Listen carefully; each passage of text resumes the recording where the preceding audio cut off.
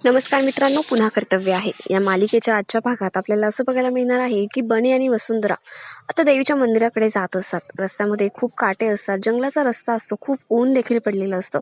वसुंधरेचे पाय सुद्धा खूप भाजत असतात, तिच्या पायाला अनेक जखमा सुद्धा झालेल्या असतात.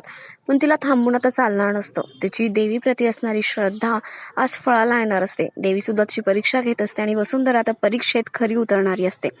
आता वसुंधरा बनीला म्हणते की बनी, खूपच खडतर रस्ता आहे रे, तू थांब ना इथे, तुला खूप घाम सुद्धा आलेला आहे. त्यावर बनी म्हणतो, नाही आई, मी तुला एकटीला कुठेही जाऊ देणार नाहीये, तुला सुद्धा किती घाम आलाय, तुझे तर हात आणि पाय दोघं सुद्धा भाजताय, तू हातामध्ये दिवा धरलाय त्याच्यामुळे हात आणि पायात चप्पल घातलेली नाहीयेस तू, त्याच्यामुळे तुझे पाय सुद्धा भाजताय. मी तुला असं एकटीला नाही सोडू शकत, मला तुझ्या बरोबरच यायचंय, त्यामुळे तू काळजी करू नको, मी तुझ्या सोबतच राहील. बनी आता आईला सावरत सावरत स्वतः सुद्धा तिच्या सोबतच जात असतो. त्याला सुद्धा खूप त्रास होत असतो. एवढासा लहान मुलगा, त्याला घाम आलेला असतो, त्रास होत असतो, पण आपल्या बाबांसाठी तो सुद्धा सगळं काही करायला तयार असतो. आणि आपल्या आईला सुद्धा तो अशा जंगलामध्ये एकटं सोडून नाही शकत. म्हणून दोघे जण आता परत आपल्या रस्त्याला लागलेले असतात. इकडे आकाशची तब्येत खूप खालावलेली असते, कारण शार्दूलच्या माणसाने त्याचं काम केलेलं असतं. त्याच्या तोंडावरचा ऑक्सिजन मास्क काढून घेतलेला असतो. तेवढ्यात तिथे नर्स येते.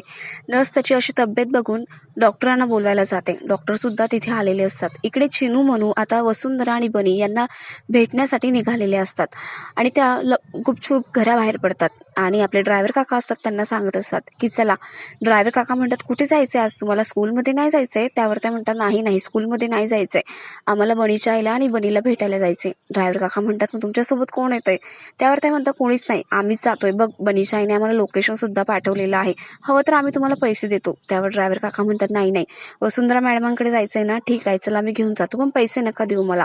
आणि आता दोघी जणी त्या ड्रायव्हर सोबत इकडे यायला निघतात, जिथे बनीला त्यांनी लोकेशन पाठवलेलं असतं. त्या दोघी सुद्धा इकडे यायला निघालेल्या असतात. इकडे आकाशची तब्येत खूपच सिरियस होत चाललेली असते. इकडे जयश्री देवापुढे हात जोडून बसलेली असते. तेवढ्यात तिथे माधव येतो. जयश्री उठते आणि त्याला विचारते, कशी आता तब्येत आकाशची? माधव म्हणतो, आता स्टेबल आहे तो. म्हणजे आकाशचा श्वास ना फुलायला लागला होता. डॉक्टरांनी सांगितलं होतं की 24 तास बाकी आहे, त्यातले 12 तास आता उलटून सुद्धा गेलेत. डॉक्टरांना आता आशा वाटते, होईल तो बरा, तू नको काळजी करू. जयश्री म्हणते, करतो कोण आहे, भोगतं कोण आहे? ती वसुंधरा ना तिकडे मस्त आरामात बसली असेल स्वतःच्या माहेरी. त्यावर माधव म्हणतो, जाऊ दे ना, तिच्याशी आपल्याला काय घेणं नाही, आता आपला आकाश बरा झाला म्हणजे झालं सगळं, तू नको काळजी करू. तेवढ्यात माधवला परत फोन येतो आणि तो फोन असतो डॉक्टरांचा. ते म्हणत असतात की परत एकदा आकाशची तब्येत सिरियस झालेली आहे आणि तुम्ही लगेच हॉस्पिटलला निघून या. आता माधवला खरंच खूप टेन्शन आलेलं असतं. तो जयश्रीला सांगतो. दोघी जण हॉस्पिटलमध्ये जाण्यासाठी निघालेले असतात. तेवढ्यात वसुंधराला भेटण्यासाठी मुली बाहेर पडल्यामुळे अवनीला तर काही भेटत नसतात. ती सगळीकडे त्यांना शोधत असते आणि जयश्रीकडे आलेली असते आणि म्हणत असते की मुली कुठेही सापडत नाहीये, तुम्ही पाहिलं का चिनू मनूला? जयश्री म्हणते, आत्ता तर होत्या इथे, कुठे गेल्या असतील बघ ना. आणि तनयाला विचार, तिला माहिती असेल. तनया सुद्धा तिथे येते, तिलाही त्या विचारतात, पण तिला सुद्धा माहिती नसतं की मुली कुठे आहेत ते. जयश्री म्हणते, आता आम्हाला हॉस्पिटलमध्ये जायचं होतं, नेमकं या वेळेला मुली कुठे गेल्या? त्यावर अवनी म्हणते, तुम्ही जाऊन या हॉस्पिटलला, आम्ही शोधतो, इथेच असतील कुठेतरी, तुम्ही काळजी करू नका. माधव आणि जयश्री आता हॉस्पिटलमध्ये निघून गेलेले असतात.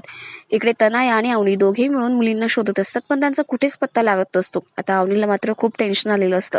इकडे चिनू मनू वसुंधरा आणि बनी यांच्याकडे पोहोचलेल्या असतात. त्या लांबूनच वसुंधरेला आवाज देत असतात. त्या दोघींना इकडे पाहून वसुंधरा खूप काळजीत पडते. ती म्हणते, तुम्ही कशा काय आल्या तिथे आणि तुम्हाला कोणी सांगितलं इकडे यायला? घरी किती काळजी करत असतील सगळेजण. चिनू म्हणून तुम्ही असं नव्हतं करायला पाहिजे. आणि ती खूप पॅनिक होत असते. तेवढ्यात चिनू म्हणून म्हणतात, आई काळजी करू नकोस गं तू, आम्ही ड्रायव्हर काकांसोबत आलोय आणि तुम्हालाच भेटायचं होतं आणि बाबांसाठी आम्हाला सुद्धा प्रे करायचं होतं, म्हणून आलो आम्ही इथे. तुमची काळजी वाटत होती आणि बाबांची सुद्धा, म्हणूनच आलो ना इथे. तू नको काळजी करू, घरी सगळं व्यवस्थित असणार आहे. बनी म्हणतो, आई मीच त्यांना इकडे बोलवून घेतलं, मीच लोकेशन सेंड केलं होतं त्यांना. चिनू म्हणून म्हणतात, आम्हालाही बाबांसाठी तुझ्यासोबत प्रे करायचंय. त्यावर वसुंधरा म्हणते, अगं पण तुम्हाला त्रास होईल, किती ऊन आहे इथे, बघितलं का? चिनू म्हणूला सुद्धा खूप धाप लागलेली असते, त्यांना सुद्धा खूप घाम येत असतो. पण त्या म्हणतात, तुला सुद्धा त्रास होतोय ना, आणि तू तर चप्पल सुद्धा घातलेली नाहीये, तुझे पाय बघ किती भाजलेत आणि हातामध्ये दिवा घेतलाय त्यामुळे हात सुद्धा भाजतोय. वसुंधरा म्हणते, नाही ग बाळांनो, मला काहीच त्रास होत नाही, मी बाबासाठी व्रत केलंय ना, आणि जमीन तापलीये, ऊन पडलंय म्हणून त्रास होतोय, बाकी काही नाही. त्यावर आता चिनू म्हणून विचार करायला लागतात की आपल्याला असं काय करता येईल जेणेकरून आपल्या आईच्या पायांना त्रास होणार नाही. आणि त्या दोघींनी एक शक्कल लढवलेली असते. त्यांनी काय केलेलं असतं, त्यांचा दोघींचा जो हात रुमाल असतो तो पाण्याने ओला केलेला असतो आणि जिथे जिथे वसुंधरा पाय ठेवेल त्याच्या आधीच तो रुमाल त्यांनी अंथरून ठेवलेला असतो, जेणेकरून त्याच्या पायांना भाजणार नाही. आता एवढ्याशा लहान मुलींनी आपल्या आईसाठी इतका मोठा विचार केलेला असतो. खरं तर या कठीण प्रसंगामध्ये मोठ्या माणसांनी जो समजूतदारपणा दाखवायला हवा ना, तो लहान मुलांनी दाखवलेला असतो. आणि आकाशची आणि वसुंधरेची तिन्ही मुलं आकाश आणि वसुंधरा सोबत अगदी खंबीरपणे उभी असतात. त्या मुलांची जणू काही शक्ती वसुंधरेला मिळत असते आणि त्यांच्याकडे बघूनच तिला प्रेरणा मिळत असते पुढे जात राहण्याची. चिनू, मनू आणि बनी मिळून वसुंधरेची खूप काळजी घेत असतात. तिला त्रास होणार नाही याचा अधिकाधिक प्रयत्न करत असतात. आणि खरंच हा सीन ना खूप इमोशनल दाखवलेला आहे, अगदी बघण्यासारखाच आहे. आता चिनू, मनू वसुंधरेच्या पावलोपावली तो ओला केलेला रुमाल अंथरत असतात. वसुंधरेला खरंच खूप समाधान वाटत असतं. तिने आतापर्यंत मुलींना जी माया दिली, प्रेम केलं, त्यांना जो समजूतदारपणाने त्यांची जी काळजी घेतली आणि वेळ दिला ना, त्याचंच हे सगळं काही फळ असतं. आणि तिला खरंच खूप आनंद होत असतो की आपली मुलं आपल्या सोबत आहे. कोणीही नसताना ती तिघंही माझ्या पाठीशी उभी आहेत. याचं तिला खरंच खूप समाधान वाटत असतं. थोड्याच वेळानंतर वसुंधरा आणि मुलं मंदिराच्या पायाशी पोहोचलेले असतात. वसुंधरा म्हणते, तुम्ही सगळ्यांनी इथेच थांबा आता. आणि तिला प्रदक्षिणा घालायच्या असतात. ती आता प्रदक्षिणा घालायला सुरुवात करते. 501 प्रदक्षिणा तिला घालायच्या असतात. इकडे डॉक्टर आणि नर्स सगळे मिळून आकाशला वाचवण्याचा प्रयत्न करत असतात. डॉक्टर म्हणत असतात, तुम्ही सगळी औषधं वेळेवर आणि व्यवस्थित दिली ना, मला काहीतरी गोंधळ वाटतोय, असं व्हायला नको हवं होतं. आणि ते नर्सवरती चिडत असतात आणि त्यांचे सगळे प्रयत्न करत असतात. मात्र आकाशचा श्वास खूप फुललेला असतो, त्याला खूप त्रास होत असतो. इकडे वसुंधरा त्याच्या जीवासाठी देवाकडे प्रार्थना करत असते आणि तिला साकडत जणू घालत असते. इकडे माधव आणि जयश्री सुद्धा हॉस्पिटलमध्ये देवाकडे प्रार्थना करत असतात. इकडे आकाश जीवन मरणाच्या वेशीवरती उभा असतो. तो मृत्यूशी झुंज देत असतो आणि वसुंधरेची तिकडे देवी आई परीक्षा घेत असते. ती सुद्धा खूप कठीण यातना भोगत असते आणि त्या सगळ्यातून जात असते. आता वसुंधरा देवीकडे येते. तिच्या सगळ्या प्रदक्षिणा पूर्ण झालेल्या असतात आणि ती म्हणत असते, देवी आई, यात खरं तर माझी चूक आहे. तुला जी काही शिक्षा द्यायची ना ती मला दे, पण आकाशरावांना काहीही होऊ देऊ नकोस. त्यांची सगळी दुखणी मला दे. मला काय व्हायचंय ते होऊ दे, पण त्यांना नीट बरं कर. माझी मुलं त्यांची वाट बघताय. आपल्या बाबासाठी, आपल्या बाबाला भेटण्यासाठी केव्हापासून ती खूप वाट बघत आहेत आणि त्यांच्यावर असा अन्याय होऊ देऊ नको. आता सगळे मुलं सुद्धा खूप थकलेली असतात, खूप दमलेली असतात. आता आकाशराव, जोपर्यंत व्यवस्थित बरे होत नाही ना, मी इथून कुठेही जाणार नाहीये, तुझे पाय सोडणार नाहीये. आणि हे माझं मागणं नाहीये, हा माझा हट्ट आहे. तू एवढी निर्दयी असूच शकत नाही. आणि आता आता वसुंधरा मंदिरातला जो घंटा असतो तो वाजवायला सुरुवात करते आणि ती नॉनस्टॉप वाजत असते. आता मुलं खूपच काळजीत पडतात की आई एवढं नॉनस्टॉप घंटा वाजवते, तिचा हात दुखेना. चिनू म्हणून म्हणत असतात, बनी आईला थांबव ना, तिचा हात दुखेणार आहे. त्यावरती अजिबात ऐकत नसते. बनी सुद्धा म्हणत असतो की आई नाही ऐकणार.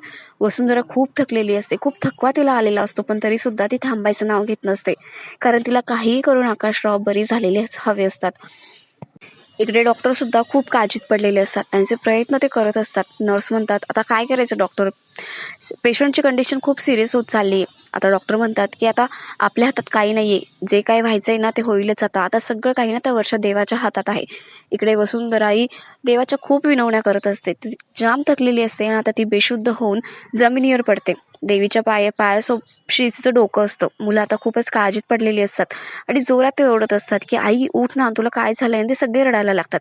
इकडे आकाशला खूप मोठा झटका लागतो आणि अचानक त्याचे डोळे उघडतात. डॉक्टर म्हणतात, हा तर मिराकलच झालाय, खूप मोठा चमत्कार झालाय. अचानक पेशंट असा शुद्धीवर कसा काय आला. वसुंधरेने जी कठीण परीक्षा दिलेली असते त्याचंच हे फळ असतं. त्या परीक्षेमध्ये ती उत्तीर्ण झालेली असते आणि आकाशचा जीव हा वाचलेला असतो. माधव आणि जयश्री आता आकाशला भेटण्यासाठी आतमध्ये आलेले असतात. त्यांना खूप आनंद झालेला असतो की आकाश शुद्धीवर आलेला असतो. आता माधव म्हणतो, पुढे काय करायचं डॉक्टर. डॉक्टर म्हणतात की 24 तास आपण अंडर ऑब्झर्वेशन ठेवूया यांना आणि नंतर तुम्ही डिस्चार्ज मिळून घरी घेऊन जाऊ शकतात यांना, पण यांना कम्प्लिटली बेड रेस्ट हवाय. माधव म्हणतो, हो डॉक्टर, आम्ही तसंच करणार आहोत. जयश्री म्हणते, ऐकलं का, आता कामाचा विचार नाही करायचा आहे. पुढचे काही दिवस तुला फक्त आराम करायचा आहे. आकाश शुद्धीवर आलेला असतो आणि तो पहिल्यांदा नाव घेतो ते वसुंधरेचं आणि म्हणत असतो, आई वसुंधरा कुठे, मला त्यांना भेटायचंय. माधव म्हणतो, अरे घरी तर ये बरा हो, मग बोल तिच्याशी, मग बोलायचंच ना आपल्याला. जयश्री म्हणते, घरी सगळे तुझी खूप वाट बघताय आकाश, मुलींना कसं समजवलंय ना आम्ही, आम्हाला माहितीये. पण आकाश काय त्यांचं ऐकत नसतो. त्याला फक्त वसुंधराच दिसत असते. वसुंधरेची त्याला ओढ लागलेली असते आणि तिलाच त्याला भेटायचं असतं. जणू काही तो कोमामध्ये असताना सुद्धा त्याला जाणवत असतं की वसुंधरा त्याच्यासाठी काय काय करते ते, आणि तो आता आतुर झालेला असतो वसुंधरेला भेटण्यासाठी. इकडे मुले रडत असतात. वसुंधरा जागी होत नसते, ती बेशुद्ध पडलेली असते आणि त्यांना कळत नसतं काय करावं ते. तर मग बघूया आता पुढे काय होते ते. आकाश आणि वसुंधरेची आता जी पुढची भेट असणार आहे ती नक्कीच इंटरेस्टिंग असणार आहे. अशाच इंटरेस्टिंग अपडेटसाठी तुम्ही आमच्याशी कनेक्टेड राहा आणि आमच्या चॅनलला नक्की सबस्क्राईब करा. धन्यवाद.